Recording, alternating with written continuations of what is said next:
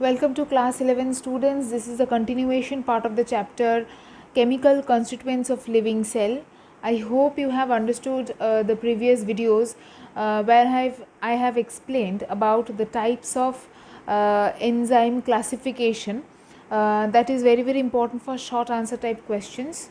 Next we will talk about the mechanism of enzyme action, means how enzymes work. Okay, so there are two models which explain how enzymes work.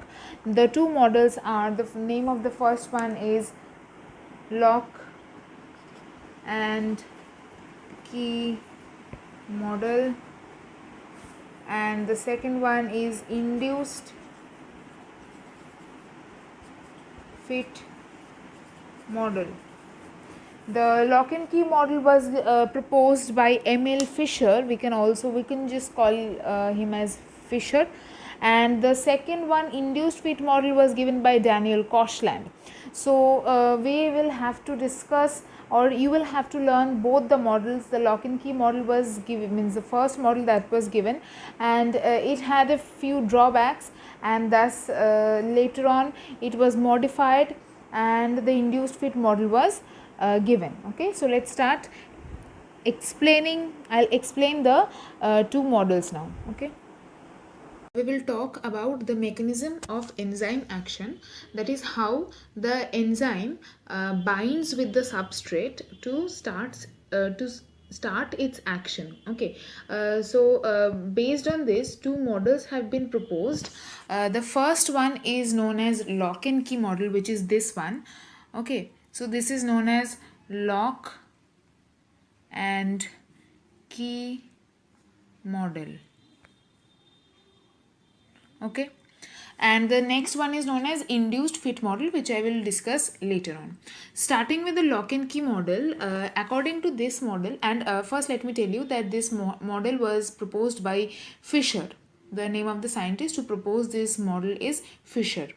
And according to this model, the enzyme and the substrate both possess specific complementary geometric conformations that fit exactly into one another, as with a specific lock.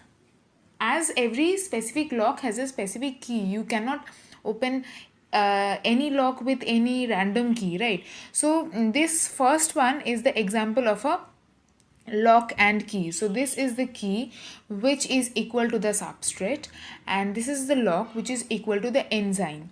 So this enzyme and the substrate will bind together and make up the lock and key complex. Okay, so here you can see that the conformations, the structural conformations of the key is exactly same as what is inside this lock. Thus only this particular key can open this particular lock and make this enzyme lock and key complex.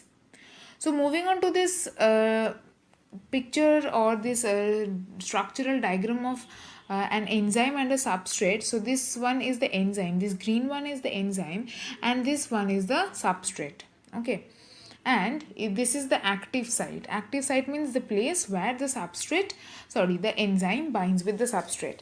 Now you can see here the structure of the substrate is exactly like that of the enzyme, so that it can fit exactly properly within the enzyme, and no change has to be made, and it has made a perfect fit here. Clear? So this model is known as lock and key model, and this model explains enzyme specificity, means that every enzyme has a particular specificity and only with bind with a specific substrate only, and also that it is rigid about its binding sites. Okay, but this model fails to explain the stabilization of the transition site of the enzyme for binding with a substrate. This model cannot explain allosterism. Now what is allosterism? We will come to that later on. Okay, that is a separate topic, and this is all about the lock and key model. Okay, when you're asked to write about the lock and key model, it will be better if along with the writing you do this diagram. Okay,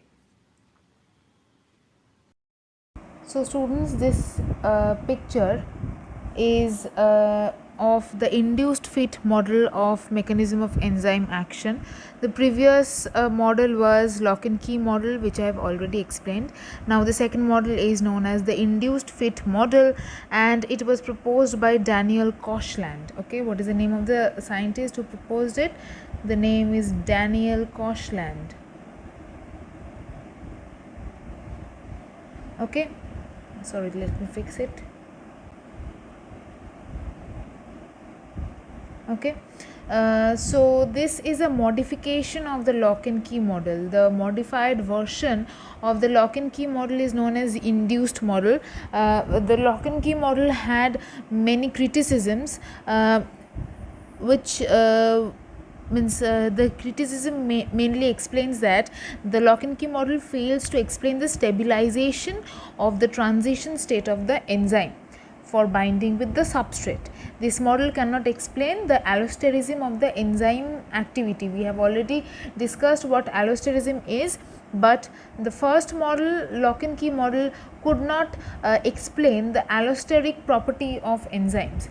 So the modified version of lock and key model is known as the induced fit model. What does this model state? This model states that enzymes are flexible in their structure. Okay, they can change their structure according to the need. First, let me read from the book and then I will explain from the picture. Okay, the active site is continuously reshaped and its conformation is subject to change when a substrate interacts with this enzyme. They are saying that this model, the active site of this induced fit model, the enzyme in this model continuously changes its shape, and its conformation is subject to change when a substrate interacts with this enzyme. Now come to this picture, look at this picture here. The yellow one is the enzyme and the green is the substrate one. Now the substrate will bind with the enzyme at the active site, right? But as you can see here, the shape of the active site, the structure of the active site is like this, but on the other hand the substrate shape is like this. In no way both are compatible. Both this one and this one are not compatible at all. So what will the enzyme do? The enzyme will reshape its active site. So you can see that from this shape the enzyme, active site of the enzyme has changed to this shape in order to bind with the substrate. Okay, so this is why they are saying that the active site is continuously reshaped according to the substrate, and its conformation is subject to change when a substrate interacts with the enzyme. When this substrate tries to bind with the enzyme, the conformation of the active site of the enzyme is subject to change according to the substrate. Clear? The final complementarity is achieved. The final complementarity between the enzyme binding site of the substrate and the active site of the enzyme, the final complementarity between these two sites is achieved after slight change in the position of amino acid sites, amino acid side chains of the enzyme. So enzyme is basically protein in nature, right? And proteins are formed of amino acids. So how will the reshaping of the active site of the enzyme take place?